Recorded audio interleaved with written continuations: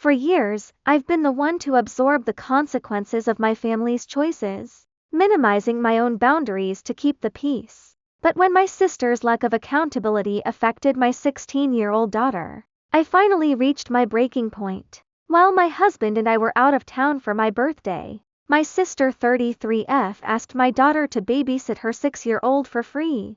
My daughter, who is incredibly responsible but was already exhausted from a work shift earlier that day, agreed with one firm boundary: she needed to be done by midnight.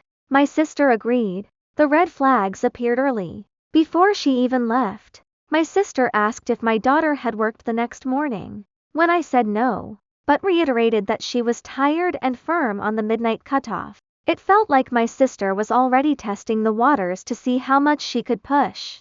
Midnight came and went. Instead of asking for an extension, my sister sent a text informing my daughter she'd be back at a.m. There was no request, no consideration, just a command.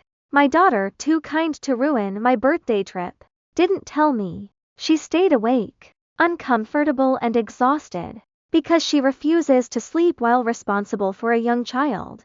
I only found out because our doorbell camera remained silent. When I tried calling my sister and her boyfriend at a.m., they ignored me. They eventually blamed car issues, which turned out to be a lie. They were simply at a bar and their friends weren't ready to leave. When I finally confronted her, the gaslighting began.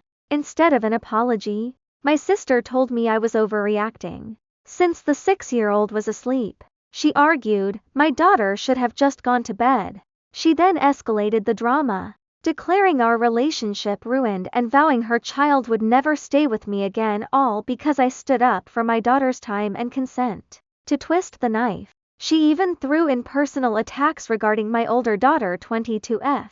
This isn't an isolated incident. My sister has a history of showing up hours late, but this was the first time I wasn't home to act as a buffer. Even my mother chimed in, telling me I shouldn't be mad because my sister is going through a lot. I'm done being the family's emotional sponge. My issue isn't that plans changed, it's that my sister repeatedly extends childcare without consent, expects a teenager to absorb the inconvenience, and then minimizes the discomfort she caused. To her, responsibility ends when a child's eyes close. To me, a boundary doesn't disappear just because it's inconvenient for your night out.